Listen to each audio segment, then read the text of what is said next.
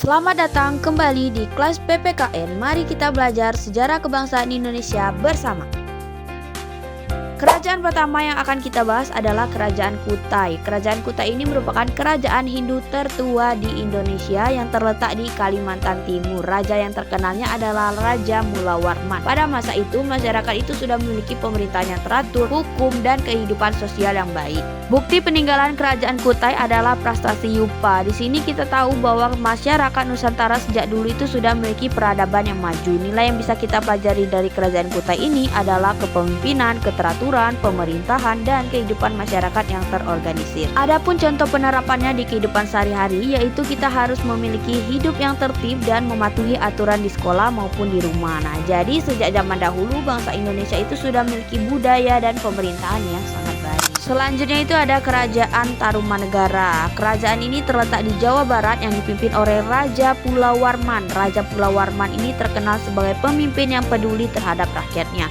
Beliau ini sudah membangun saluran irigasi untuk membantu pertanian dan meningkatkan kesejahteraan masyarakat. Dengan adanya irigasi, sawah menjadi subur dan hasil panen meningkat. Dari Kerajaan Tarumanegara ini kita belajar bahwa seorang pemimpin harus bijaksana dan peduli terhadap rakyatnya. Contoh penerapannya yaitu seorang ketua kelas harus peduli dan membantu teman-temannya. Jadi kesejahteraan rakyat itu menjadi hal yang penting dalam sebuah pemerintahan. Selanjutnya itu Kerajaan Sriwijaya. Kerajaan Sriwijaya ini merupakan kerajaan maritim terbesar di Sumatera. Kerajaan ini sangat maju dalam perdagangan dan pelayaran. Banyak pedagang dari berbagai negara datang untuk belajar di Sriwijaya. Kerajaan Sriwijaya ini menjalin hubungan baik dengan kerajaan lain seperti India dan juga Tiongkok. Wilayah kekuasaannya sangat luas meliputi Sumatera, Jawa, Semenanjung Malaya hingga Thailand bagian selatan. Nilai kebangsaan yang dapat kita pelajari adalah persatuan wilayah, kerjasama antar daerah, dan kemajuan pendidikan. Contoh penerapannya itu kita harus saling bekerjasama dan menghargai teman walaupun berbeda daerah dan juga suku. Hal ini menunjukkan bahwa sejak dulu bangsa Indonesia itu mampu bekerja sama dan menjalin hubungan baik dengan bangsa lain. Sekarang kita masuk ke Kerajaan Mataram kuno. Kerajaan ini berkembang di Jawa Tengah, terkenal karena menghasilkan candi-candi besar seperti Borobudur dan juga Prambanan. Candi-candi tersebut dijadikan bukti bahwa masyarakat pada masa itu memiliki budaya, seni, dan ilmu pengetahuan yang maju. Kerajaan Mataram kuno juga menunjukkan adanya toleransi beragama. Masyarakat Hindu dan juga Buddha dapat hidup berdampingan dengan damai. Masyarakat pada masa itu hidup rukun walaupun memiliki perbedaan agama dan juga kepercayaan. Nilai yang bisa kita ambil adalah toleransi beragama serta kemajuan budaya dan seni. Contoh penerapannya yaitu dengan kita menghargai teman yang berbeda agama dan tidak membeda-bedakan teman. Jadi perbedaan ini tidak menjadi penghalang untuk hidup rukun bersama. Selanjutnya adalah Kerajaan Majapahit, salah satu kerajaan terbesar dalam sejarah Nusantara. Nah, kerajaan ini dipimpin oleh Raja Hayam Wuruk dan Pati Gajah Mada. Pada masa kejayaannya, Majapahit ini berhasil menyatukan seluruh wilayah di Nusantara. Pati Gajah Mada ini terkenal dengan Sumpah Palapa, yaitu sumpah untuk menyatukan Nusantara sebelum menikmati kesenangan hidup. Majapahit juga maju dalam bidang perdagangan, budaya, dan pemerintahan. Dari Majapahit lahirlah semangat persatuan dan kesadaran bahwa bangsa Indonesia merupakan satu kesatuan wilayah.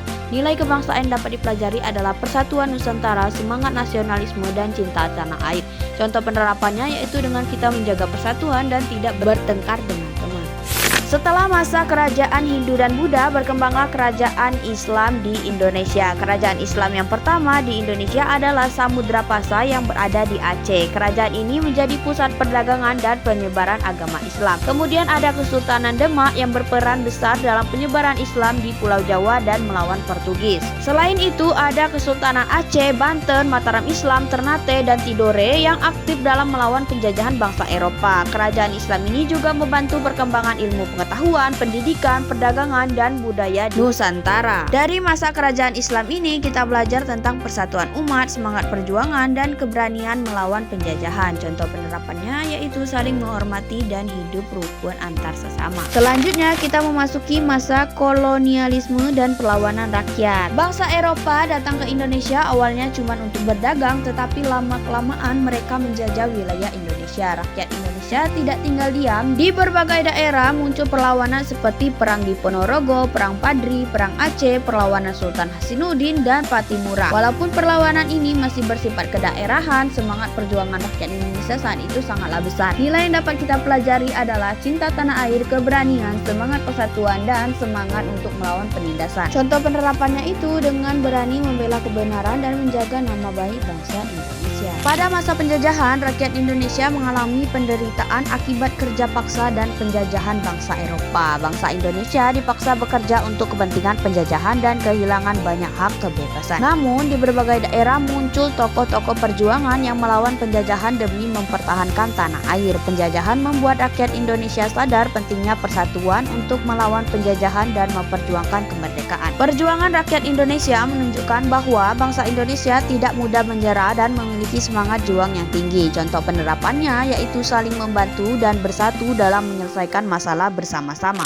Berikutnya adalah masa pergerakan nasional. Pada masa ini mulai muncul organisasi modern seperti Budi Utomo dan Serikat Islam. Para tokoh penggerak mulai menyadarkan rakyat pentingnya persatuan untuk mencapai kemerdekaan. Puncaknya dari pergerakan nasional ini adalah Sumpah Pemuda pada tanggal 28 Oktober 1928. Isi Sumpah Pemuda menegaskan bahwa bangsa Indonesia memiliki satu tanah air, satu bangsa, satu bahasa, yaitu Indonesia. Peristiwa ini menjadi tonggak penting lahirnya semangat persatuan bangsa Indonesia. Contoh penerapannya yaitu menggunakan bahasa Indonesia dengan baik dan menjaga persatuan antar teman. Dari seluruh perjalanan sejarah yang telah kita pelajari tadi, kita dapat memahami bahwa kemerdekaan Indonesia diperoleh melalui perjuangan yang panjang, mulai dari zaman kerajaan, masa Islam, penjajahan, perlawanan rakyat, hingga penggerakan nasional. Semuanya memberikan semangat persatuan dan perjuangan bagi bangsa Indonesia. Kita sebagai generasi penerus harus menghargai jasa para pahlawan, menjaga persatuan, dan terus belajar agar Indonesia menjadi bangsa yang maju. Contoh penerapannya dengan kita rajin belajar, menghormati guru, dan menjaga persatuan di lingkungan sekolah maupun masyarakat. Karena bangsa yang besar adalah bangsa yang menghargai sejarah dan perjuangan para pahlawan. Kemerdekaan Indonesia bukanlah hadiah, tetapi hasil perjuangan dan pengorbanan para bangsa Indonesia. Mulai dari perjuangan kerajaan Nusantara, perlawanan rakyat terhadap penjajah, hingga lahirnya semangat persatuan dalam Sumpah Pemuda. Semuanya menjadi jalan menuju kemerdekaan Indonesia. Puncaknya pada tanggal 17